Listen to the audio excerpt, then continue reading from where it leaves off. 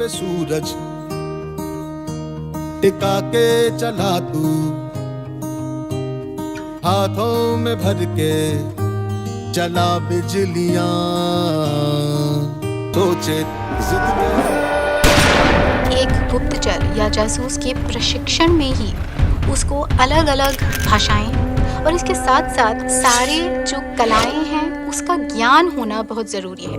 मैं शिवाजी का खास गुप्तचर था। मैं दुश्मन के घर में घुसकर उसके सबसे गहरे रहस्यों को खोद निकालता था। एक जासूस और एक सिपाही दोनों ही राष्ट्र की जीत के लिए लड़ते हैं। इस काम के दो ही अंजाम होते हैं, कामयाब हुए तो फतेह और पकड़े गए तो मौत। लेकिन वो जासूस ही क्या जो मौत को चकमा न दे सके। नमस्कार, मैं राहुल श्रीवास्तव और आप देख रहे हैं साहित्य, सिनेमा और संगीत। आज के हमारे मेहमान हैं music composer, singer Shantanu Sudame, जिन्होंने हाल ही में एक blockbuster film the surgical strike, Uri the surgical strike में एक टाइटल सॉन्ग हाल ही में गाया हुआ है, जिसका जो टाइटल सॉन्ग मंजर है ये नया, उन्होंने हाल ही में अपनी आवाज दी है। आपने कई सारी एड फिल्म्स में अपना म्यूजिक दिया हुआ है, कई सारी फिल्म्स, कई सारी डॉक्यूमेंट्रीज, डिस्कवरी से लेकर नेटफ्लिक्स तक कई सारी फिल्मों और टीवी सीरीज में आपने अपना म्यूजिक दिया है। शांतनु भाई, बहुत बहुत स्वागत है आपका आज के स्ट्राइक में। नमस्कार, धन्यवाद जी। तो आप हमें एक बात बताइए, एक छोटा सा एक स्केची तौर पर हमें बताइए कि कैसा रहा सफर अब तक का, शुरुआत कहाँ से हुई और अब तक का सफर कैसा रहा आपका? सफर तो भी चल रहा है और जितना हुआ है उसके बारे में अगर कहना है तो शुरुआत से शुरू करते हैं। तो मैं स्कूल के टाइम पे, मतलब 10वीं कक्षा के बाद से गिटार बजा रहा हूँ और 12वीं के बाद ही मुझे ऐसा लगने लगा था कि शायद म्यूजिक ही मुझे करना चाहिए। तो फिर मैंने डिसीजन लिया कि और आगे इसी में आगे बढ़ते हैं। तो ग्वालियर में जब हम थे तो वहाँ पे अनुशील जौहरी जी, जो मेरे पहले गुरु हैं, उनसे मैं गिटार मैंने सीखना शुरू किया। और फिर वहाँ पर जो लोकल प्रोग्राम्स वगैरह होते थे शादी ब्याह के, वो सब बजाना शुरू किए, ऑर्केस्ट्रा वगैरह बजाना शुरू किए। फिर जब हो गया तो फिर कहा यार बम्बई चलना चाहिए सीखने के लिए, और आगे। तो मैं बॉम्बे एक्चुअली जब आया था तो सीखने की नीयत मेरी ज्यादा थी। आने के बाद काम भी शुरू हो गया जी। फिर वो 3-4 साल का जो रेगुलर स्ट्रगल लोगों का रहता है, वो एक कमरे में रहना खूब सारे लोगों के साथ, और सब चलता रहा, वही सब रेगुलर बातें। फिर लाइव शोज मैंने यहाँ पर भी करना शुरू कर दिए। गाता मैं शुरू से ही था। हाँ, एक बात जरूरी बात यह है कि उस वक्त मैं सिर्फ गिटार ही बजाता था और मेरा एम्बिशन भी ये था कि मैं गिटार में भी, उसमें भी बाद में जाके रियलाइज किया है कि वेस्टर्न क्लासिकल गिटार, जो कि मेरा प्राइम इंस्ट्रूमेंट है, उसी में कुछ आगे करूंगा। तो उस दिशा में मैंने काफी कदम भी बढ़ाया। I did my diplomas from Trinity college of music, correspondence के थ्रू होता है यहाँ से। दौरान मेरे जो दूसरे गुरु है, जो मेरे परम गुरु हैं, रामचंद्रन जी से मैं मिला और उनके अंडर में बहुत वक्त तक म्यूजिक सीखा। फिर अपने आप को सस्टेन करने के लिए काम भी करता रहा। होटल इंडस्ट्री में काफी मैंने काम किया एज अ लॉबी म्यूजिशियन। मैंने कुछ 4 स्टार होटल्स में, 5 स्टार होटल्स में म्यूजिक प्ले किया बहुत साल। लाइव जी कहिए कुछ। नहीं, ये लाइव लॉबी म्यूजिशियन कैसा रहता है कि उधर होटल की लॉबी में जाके, जहाँ पर एंट्रेंस होती है, यहाँ से गेस्ट घुसते हैं अंदर। अच्छा। वहाँ रेस्टोरेंट होता नहीं होता, तो वहाँ पे एक म्यूजिशियन बैठा रहता है। अमूमन आप देखेंगे वहाँ पियानो वाला बैठा है। हाँ, अक्सर देखा है। अच्छा। जैज वगैरह बजाया करता है, तो हम भी वो करते थे। 4-5 साल हमने किया वो। 21 साल की बात। फिर वहाँ से जी 21 साल की बात। फिर वहाँ से हाँ, मैं फिर थोड़ा सा मैंने कहा थोड़ा चेंज करना चाहिए अब, तो मैं अपने गाने बनाता हूँ। इसी दौरान फिर और भी चीजें हुई, रियलिटी शोज हुए कुछ। इंडियन आइडल 3 में मैं था, तो वहां पर भी करीब फाइनल्स तक पहुंच गया था। अच्छा एप्रिसिएशन मिला और मैंने वो, मतलब देखा था उस टाइम पे इंडियन आइडल बड़ी बात हुआ करती थी, तो जाते थे कहीं पे भी तो लोग पहचान जाते थे। अभी भी ऐसा अक्सर हो जाता है, तो वो वाले मजे भी लिए पूरे। तो ये इंडियन आइडल का ये वो पहला सेशन था जब अभिजीत के टाइम पे, ये पहली बार, ये सबसे पहला सेशन था इंडियन आइडल का। ये ना इंडियन आइडल 3 का था, तो अभिजीत के बाद एक और फिर हम लोगों का था, तो वो भी एक अच्छा अनुभव रहा।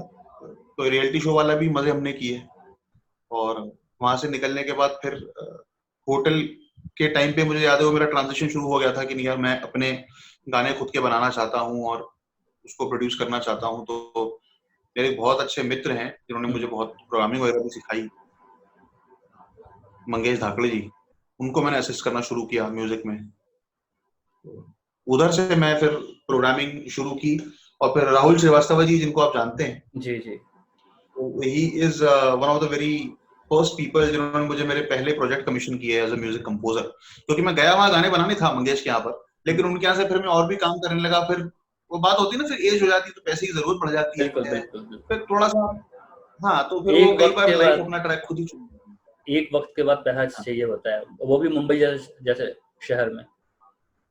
हाँ भैया, यहाँ तो है अभी भी वही हाल। तो फिर जैसे जी ये जो आप अभी आपने बात की कि प्रोग्रामिंग की जो आपने बात की, इसके बारे में थोड़ा बताइए कि किस तरह की प्रोग्रामिंग होती है म्यूजिक में, क्या था ये सब? प्रोग्रामिंग का ये है कि म्यूजिक प्रोग्रामिंग की मैं बात कर रहा था कि जैसे मैंने धुन बनाई, अभी भी उसका प्रोग्रामिंग ही टर्म है, म्यूजिक प्रोडक्शन बोलते हैं उसको। उस टाइम पे प्रोग्रामिंग होता था, उससे पहले जब कीबोर्ड पे ही सारा म्यूजिक बनता था तो फीडिंग होता था।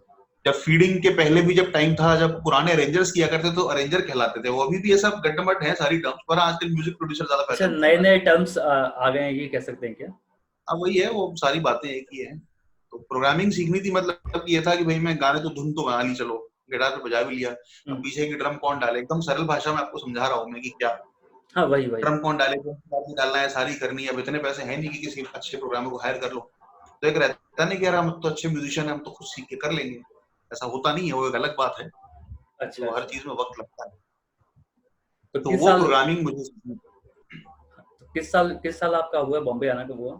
किस साल में आप बॉम्बे आए? यार 2003 के आसपास। 2003 बहुत पुरानी बात है, मतलब काफी टाइम हो गया उसको। तो पुरानी 2003 नहीं 2003 मतलब पुरानी का इन द सेंस आज से देखा जाए तो 2003 में मैं यहाँ 2003 में होगा शायद, मुझे भी एग्जैक्टली पता नहीं, 3-4 ऐसे ही कुछ रहा होगा। तो आई वाज 19 ईयर, मेरा 19 कंप्लीट नहीं हुआ था उस टाइम, क्या हो गया था करीब ऐसे ही। तो 2003 से आज तक जो सफर रहा, मुंबई कैसी लगती है आपको? लगती है अपनी है? अब लगती है मुंबई अपनी है? हाँ यार, अब लगने लगी है, क्योंकि हमारे यहीं के इतने साल से यहाँ रह रहे हैं। My daughter is also born here. Gwalior तो अब छूट ही गया है, बहुत टाइम हो गया। मेरे हैं कुछ वहाँ पर, मेरे काका वगैरह वहीं रहते हैं, पर अब मुंबई के ही हैं, और कुछ पता ही नहीं है। बहुत यंग एज में आ गए तो यहीं रहे, तो यही है। वो मुंबई में भी स्पेसिफिकली बोलूं तो मैं अंधेरी अंधेरी वेस्ट, उसमें भी प्रिसाइज हो जाऊं तो सही है, वहीं पे बहुत टाइम हो गया, अच्छा लगता है। सही है, थोड़ा सा है डिफिकल्ट है, कभी कभी में लगता है कि यार भाग लो यहाँ से, अच्छा ऐसा लगता है? मालूम है कि हाँ तो लगता है भाई, जो जिसको नहीं लगता ना, वो या तो बहुत वेल एस्टेब्लिश्ड है या झूठ बोल रहा है। सही है, मतलब दूर के ढोल सुहावने होते हैं वाला सीन है क्या? ठीक है, वैसा यार देखो, बहुत कमाल की जगह है, इसमें कोई शक नहीं है। सारी चीजें जो मुझे मिली वो यही मिली, और उम्मीद करता हूँ आगे भी मिलेंगी। हाँ नहीं बिल्कुल, क्योंकि वो आपके लिए वो जगह वही है, वो जगह आपके लिए है। आप ये जो आप काम कर रहे हो वो ग्वालियर में जाकर तो नहीं कर सकते ना, कहीं पे भी जाके, और कहीं और दूसरे शहर में जाके मुझे लगता नहीं हो सकता है। अब वो सब कह लो कि इंटरनेट आ गया है और वहीं से बैठे बैठे हो जाएगा, ऐसा होता नहीं है। वो भी मैं ट्राई कर चुका हूँ बीच में, नहीं होता कुछ भी। आना वापस यही पड़ता है। तो आपको अपना वैसे पहला काम कब मिला आपको? जैसे आपने, मैं बात कर रहा हूँ एज ए म्यूजिक कंपोजर की बात कर रहा हूँ, एज ए म्यूजिक कंपोजर आपको पहला काम कब मिला और कैसे? एज ए म्यूजिक कंपोजर मुझे मंगेश धाकड़े जी के साथ ही था मैं, और उनके कुछ एड्स कर रहा था, तो मैं उनको असिस्ट करता था। तो पहला काम राहुल श्रीवास्तव जी के साथ ही मुझे मिला, जिनका मैंने भी जिक्र किया। राहुल दत्ता मेरे बड़े भाई हैं, उनके साथ ही मुझे याद है उनकी कोई डिज्नी की जिंगल थी, छोटा भीम का कुछ ऐड था, तो वो मैंने किया था। और सही कहूँ तो हाँ, उनके साथ ही पहला काम, जहां तक मुझे याद है कि पहला सॉलिड काम कि हाँ भाई काम अपना किया हमने, एक पूरा प्रोजेक्ट किया, वैसा वाला जो था वो उनके साथ ही किया। वो भी 10-12 साल हुए होंगे, पता नहीं। तो उनसे मुलाकात कैसे रही आपकी? उनसे कैसे मुलाकात रही मेरा, क्योंकि राहुल दादा जो हैं वो FTI से हैं, तो FTI में मैं जाया करता था। वहां पे जो उनके स्टूडेंट प्रोजेक्ट होते थे, उसमें गिटार वगैरह बजाने, कभी गाने, कभी कुछ कंपोज करने, इस तरह की चीजें। तो वहां पे मंगेश, FTI पुणे। अच्छा, वो एफटीआई का भी वो कनेक्शन, मतलब इतने साल हो गए ना यार कि वो जो ऑर्डर ऑफ अपीयरेंस है ना वो भी सब ऊपर नीचे हो जा रहा है। तो एफटीआई मतलब सही है, समझ सकता हूँ। वहां पर मुझे लगता, वहां पर मैं मंगेश से मिला, फिर मंगेश क्योंकि राहुल के साथ काम करते थे तो उन्होंने मुझे वहां मिलवाया, और वहां से फिर उनके साथ मैंने कुछ काम किया, फिर बड़े लंबे वक्त तक नहीं किया, फिर अब दोबारा हम साथ में काम करते हैं। पर हाँ, पहला काम अगर कहेंगे तो डेफिनेटली उनके साथ मुझे जो मेमोरी में है वो है कि हाँ, म्यूजिक डायरेक्शन का जो काम था वो वहीं किया, प्रॉपर जो एक कमीशन प्रोजेक्ट होता है ना। जी जी जी, ओके। तो यूं मैंने आप म्यूजिक जब कंपोजिशन का काम एज एन असिस्टेंट बहुत किया था पहले, बहुत मतलब किया था, डिसेंट किया था। पर हाँ जी, तो आप कुछ कह रहे थे। आप जब ग्वालियर से जब आप मुंबई आए तो वहाँ पे घर में म्यूजिक की क्या क्या आए थे कि म्यूजिक ही करने जाना है, सिंगर बनना है या म्यूजिशियन बनना है? मुझे भी नहीं पता था यार, मैं भी जब कर रहा था म्यूजिक, मेरा भी ऐसा कुछ वो नहीं था कि मैं म्यूजिक प्रोफेशनली करूंगा, मैं तो शौकिया कर रहा था, और मैं पढ़ाई वढ़ाई भी ठीक ठाक करता था। 12वीं मेरे अच्छे खासे नंबर थे, without even entrance exams and all I got, you know, अच्छी चीजें हुई थी मेरे साथ। लेकिन म्यूजिक का जो सबसे कमाल की बात है, जिसने शायद मुझे हिम्मत दी और ताकत दी और अच्छी चीजें इसलिए मेरे साथ हो रही हैं, कि म्यूजिक से कुछ इस तरह मैं बड़ा हेल्पलेस हो गया म्यूजिक को लेकर। ऐसा कुछ हो गया कि यार अब मैं तो इसके अलावा कुछ कर ही नहीं पाऊंगा। मेरी वो वाली हेल्पलेसनेस नहीं थी जो अनफॉर्चुनेटली बहुत लोगों की मैं देखता हूँ, मेरे आसपास के भी लोग, कि यार अब कुछ नहीं हो रहा तो चलो म्यूजिक तो हम बजाते हैं तो उसमें कुछ कर लेते हैं। ना, बाकी अच्छा। सब हो रहा था लेकिन अब मैं कुछ और कर नहीं सकता। उसके चलते मुझे ये डिसीजन लेना पड़ा, और फिर मैंने लिया, तो फिर मैंने कहा नहीं यार, अब इसको करना है तो पूरी एक्सेलेंस के साथ और पूरी मेहनत के साथ ही करना है। तो मुझे लगता है कोशिश कि मैंने ये पूरी की। जरूरी है कि मतलब आपको लगता है कि नहीं अब इसके अलावा मैं क्या कर सकता हूँ, मुझे अगर कुछ करना है तो यही करना है, ये आपको आगे लेके जाता है, यही चीज आपको आगे लेके जाती है। बिल्कुल जरूरी, वो वाली बात भी जरूरी है, पर दूसरी वाली बात भी जरूरी है। वो वाली बात यूं जरूरी है कि अगर बहुत ज्यादा विकल्प आपके पास है ना, तो भी आप कुछ करते नहीं हो। तो सही कई है। बार ये भी होता है कि आपको विकल्प भी काट देने पड़ते हैं। तीन असल चार में साल, 5 साल हाँ, होने के बाद मेरा आप असल में वो विकल्प देते हो। असल में मेरा जो जी कहिए सवाल भैया। जो मेरा सवाल था वो ये था कि जब आप बॉम्बे आए तो घर की तरफ से क्या रिएक्शन था कि आप मतलब जा रहे हो, संगीत को लेके जा रहे हो या एज ए सिंगर बनने घर की जा रहे तरफ हो? से रिएक्शन, अच्छा, मुझे वो सुनाई नहीं दी बात उससे आपने हाँ पूरी। उससे घर की घर की तरफ से रिएक्शन थोड़ा सा पापा का ऑफ ही था यार, उनका, यार तुमने ज्यादा ही लिबर्टी ले ली है।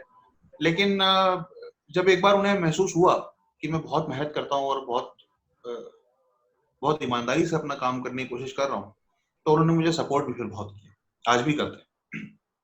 और मैं बहुत बहुत धन्यवाद करता हूँ उनका, ऊपर वाले का, कि इतनी अच्छी फैमिली मुझे मिली। इनिशियली डेफिनेटली थोड़ा सा रफ था यार, वो होता है क्योंकि वो तो सभी सबके लिए को, होता है। जब कोई कहता है कि मुझे एक्टर बनना है, सिंगर बनना है, तो ये लगता है कि पता नहीं ये किस हाँ दिशा में जाने की कोशिश है। तो वैसा ही था, पर ठीक है, मतलब ऐसी कोई बहुत ज्यादा फ्रिक्शन नहीं हुई। थोड़ा सा था इनिशियली, क्योंकि वो सबको ही रहता है, उन्हें भी डर लग रहा होगा यार, अब मैं समझता हूँ उस बात को, उस टाइम लगता था यार ये क्या कर रहे हैं, पर ठीक एक पिता होने के नाते उनको एक एहसास था, ठीक है, उनका एक है। कुछ अपना पता नहीं था, अनुभव दूसरा, था। हाँ, दूसरा लगता है ना, आदमी सारी दो तरह की स्टोरी सुनता है आदमी, या तो पूरी सक्सेस स्टोरी की बात आप उस टाइम के हिसाब से समझ लो अभिजीत सावंत, और दूसरी स्टोरी की यार ये तो ऑर्केस्ट्रा चार्ट म्यूजिशियन है यार, ये तो मतलब जो है 200 रुपए में जाके बजाते हैं। उस वक्त हम सही बजाते भी थे 200 रुपए में, सही है तो सही है। उनको वैसा है। तो जैसे जैसे कि आपने कहा कि आप वो जो होटल की लॉबी में जो आप म्यूजिक जब आप प्ले करते थे तो कैसा लगता था? कभी जी लगता था कि हम घर से आए हैं, या कभी ऐसा लगा कि हमें ये सब नहीं करना चाहिए था, ये क्या कर रहे हैं हम, या अपने आप में कुछ ऐसा? नहीं, मुझे बिल्कुल ऐसा नहीं लगता था। इनफैक्ट मुझे बहुत अच्छा लगता था, क्योंकि उस वक्त मैं अपने एग्जाम्स की प्रिपरेशन कर रहा था। तो देखो, हर हर स्टोरी के अंदर कुछ बड़े इंपॉर्टेंट कैरेक्टर होते हैं, तो एक और बड़े इंपॉर्टेंट कैरेक्टर आया मिस्टर ऋषि पुरी मेरी लाइफ में। ये भी ऑर्डर उनकी वजह से I got into hotel industry, and he supported me. He said कि नहीं, यू डू इट। तो ऋषि पुरी साहब जो है मेरे बहुत अच्छे दोस्त हैं, बहुत बड़े आदमी हैं, बहुत बड़े बड़े होटल्स के जनरल मैनेजर, कॉर्पोरेट जीएम, और he also owns fantastic places। तो उनके साथ मैं जब जुड़ा तो उनको मैंने कहा कि सर मेरा एग्जाम्स वगैरह चल रहे हैं और मैं ये शोज वोज करता रहूंगा तो बड़ी दिक्कत हो जाएगी, एग्जाम्स तो पास होने से रहा। म्यूजिक के एग्जाम्स थे मेरे, तो मैंने उनको अच्छा। बोला कि मेरी ऐसे ऐसी प्लान है। So he offered me a job in his place, और उनके साथ ही मैंने बहुत साल काम किया, उसके अलावा भी किया, पर उनके साथ majorly 75% of my career was with him. And मुझे कभी भी ऐसा फील नहीं हुआ कि यार ये मैं क्या कर रहा हूँ, ये सब मैं क्यों करने आ गया, क्योंकि मेरा फोकस उस जॉब का ये था कि भैया दिन भर रियाज करना है, शाम को जाके वहां पे उतार देना है ऑडियंस के सामने। So that was the agenda, it was good. एक चीज जरूर हुई, क्योंकि वो जो है ओवर प्रैक्टिस हो गई, उस वजह से मुझे थोड़ी सी फिजिकल इंजरीज हो गई थी, जिससे रिकवर करते करते मुझे कुछ टाइम लग गया। पर वैसी कोई वाली फीलिंग नहीं थी यार ये मैं क्या कर रहा हूँ। मैं तो बहुत खुश था भाई कि मेरे पास काम है, क्योंकि बहुत लंबा टाइम ये भी था कि जब काम ही नहीं था। जी जी। तो अभी आप एक म्यूजिक कंपोजर के अलावा आप एक सिंगर भी हैं, आप गायक भी हैं, राइट? तो मैं ये पूछना चाहता हूँ, आप रियाज करते हैं डेली? क्या करता हूँ? रियाज। बिल्कुल, मैं रियाज करता हूँ, रोज रियाज करता हूँ। किस पे करते हैं, हारमोनियम पे या फिर किसी वीणा पे या गिटार पे? मैं तानपुरे पे करता हूँ कई बार, और गिटार पे करता हूँ। गिटार पे भी रियाज करते हैं हम, मतलब तो मेरी बेटी भी करती है मेरे साथ, तो हम दोनों बैठ के तानपुरे से, वो बड़ा वाला तानपुरा नहीं है मेरे पास, अच्छा, लेकिन इलेक्ट्रॉनिक तानपुरा जो एंड्रॉइड ऐप पे आता है और अदरवाइज भी है, तो करते हैं रोज रियाज। तो ये जो आपकी जो फिल्म थी अभी उरी, जो द सर्जिकल स्ट्राइक, उरी का जो आपने सॉन्ग गाया था, ये आपको कैसे मिला? ये आपका पहला सॉन्ग था? एक बड़ी फिल्म हाँ, बड़ी फिल्म का तो मेरा पहला सॉन्ग था ये। कैसे मिला आपको ये गाना? कि शाश्वत जिन्होंने म्यूजिक कंपोज किया है, उनके साथ मेरे एक बहुत अच्छे दोस्त हैं, धीरेन्द्र बुलकलवार, वो खुद भी कंपोजर हैं। तो मैं और धीरू चिल मारते रहते हैं, आज भी चिल करते हैं बहुत। तो हम कुछ कर रहे थे, तो वो कंपोज करते हैं, मैं कंपोज करता हूँ। तो अमूमन ये होता है कि वो मेरे प्रोजेक्ट में कुछ कर रहे होते हैं, मैं उनके प्रोजेक्ट में कुछ कर रहा होता हूँ, तो मैं उनके प्रोजेक्ट के गिटार किया करता था। Now Dhirendra was working with Shashwat on a project for Netflix. On that project he invited me to play guitars, take कि यार आप आ जाओ सेशन करने के लिए। अब मैं एज अ सेशन गिटारिस्ट बहुत कम लोगों के लिए प्ले करता हूँ, अपने दोस्तों के लिए ज्यादा करता हूँ, so I don't go for everybody की सेशन कर देता हूँ। तो उन्होंने कहा कि यार आप आ जाओ कर लो, तो वहां पर किया। तो शाश्वत and I really gelled well, he liked my music, I loved his stuff, he is a very good composer. तो वहां पे बात हुई, फिर उरी का काम चल रहा था। तो उरी के टाइम पे he was looking for a kind of a voice कि यार वो वैसी चाहिए, थोड़ी ऐसी चाहिए, नया भी होना चाहिए, मैच्योरिटी भी चाहिए, उस तरह का सब चीजें। तो धीरू सजेस्टेड माय नेम। मुझे ये भी बताया कि थोड़ा सा पहले हेजिटेंट था, लेकिन फिर कि यार ठीक है जाते हैं, तो अच्छा था यार। यही एक बात है, बात में से बात निकली तो बताता हूँ कि आदमी को अपने क्राफ्ट कंटिन्यूअसली इंप्रूव करते रहना चाहिए। मैं जब वो गाना गाने वहां गया था ना, मेरे अंदर ना कोई हिचक थी, ना मुझे किसी प्रकार का डर था, क्योंकि मैं रोज गाता हूँ। और प्लेबैक करने के लिए नहीं गाता था मैं गाता हूँ क्योंकि मैं मोहब्बत करता हूँ गाने से, मुझे प्यार है गाना। बहुत सही बात। ये बात नए लोगों के लिए बहुत जानना बहुत जरूरी है। ये बात मैंने गाया, अपनी तरफ से पूरी डिलीवरी दी जो मैं कर सकता था, और उस दिन जो हमने गाया वही फाइनल गाने में, उसके बाद उसमें कुछ चेंजेस भी नहीं हुए। तो कैसा अनुभव रहा आपको पहली रिकॉर्डिंग का, जो आपने उस फिल्म के लिए गाया था?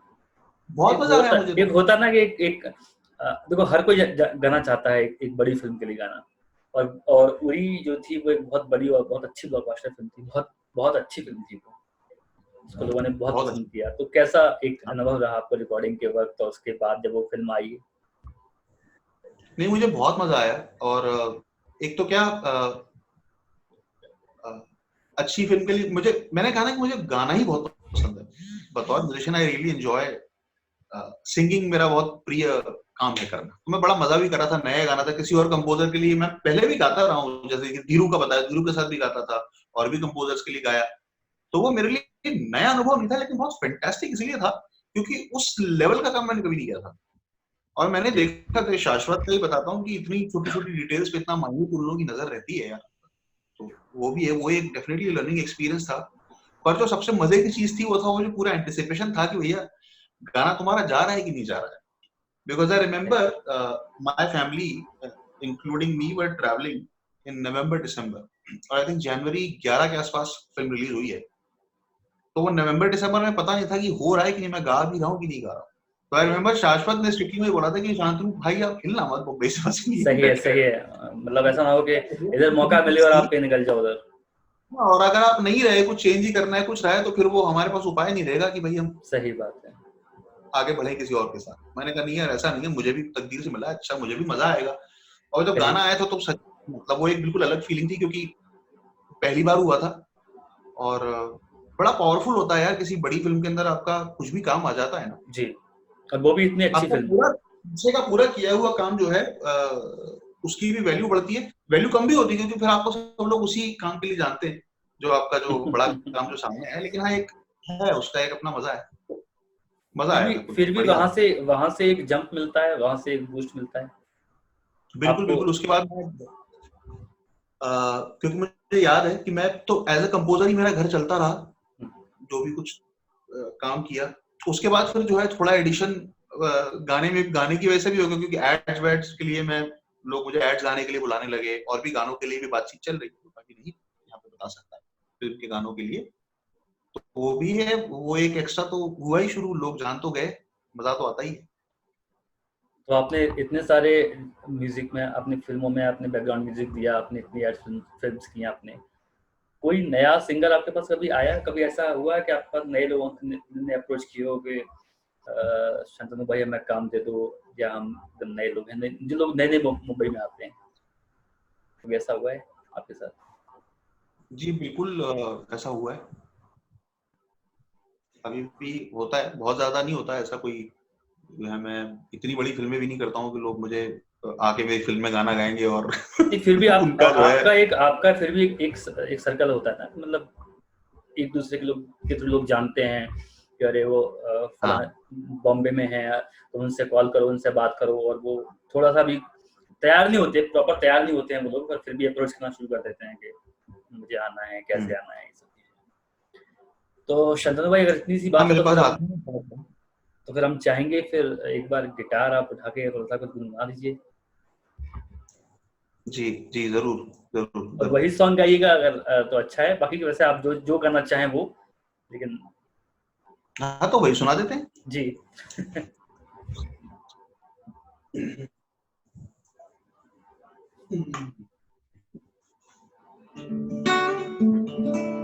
मैं दिख रहा हूँ, हाँ ठीक।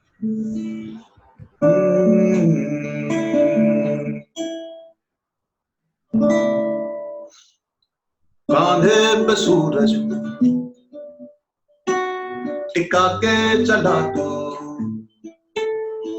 कांधे पे सूरज टिका के चला तू, हाथों में भर के चला बिजलियां, तूफान भी सोचे जिद तेरी कैसी, ऐसा जुनू है किसी में कहा, बहता चला तू, उड़ता चला तू, जैसे उड़े बेधड़क आंधियां, बहता चला तू, उड़ता चला तू, जैसे उड़े आंधियां, मंजर है नया, मंजर नया,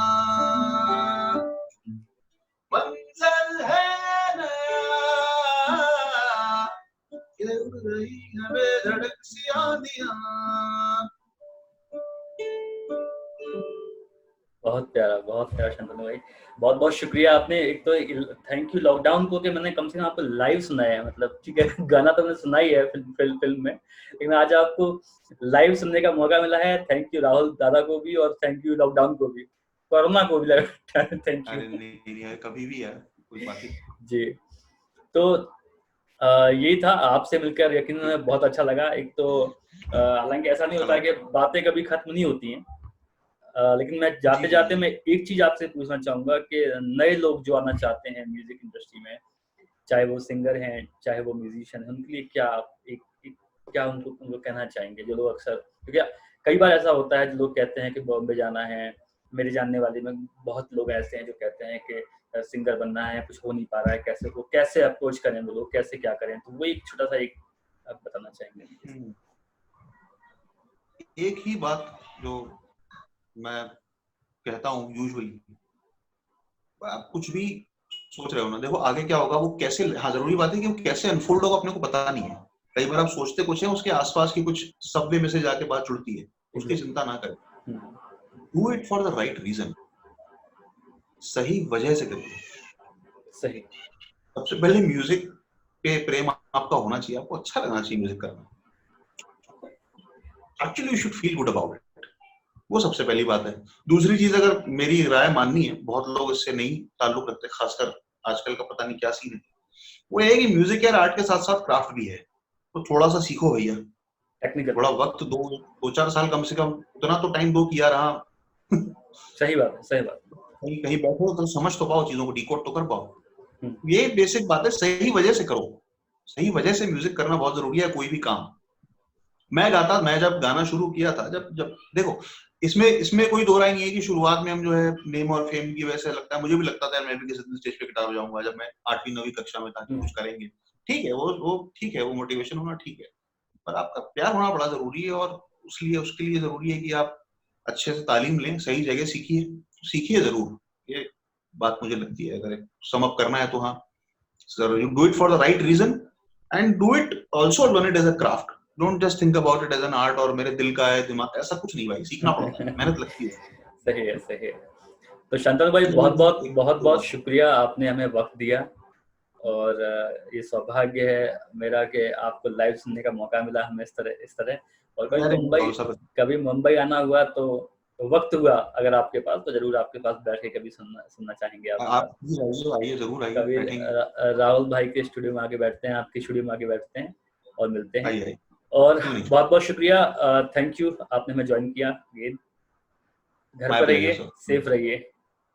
यस, तब तक के लिए लेते हैं विदा।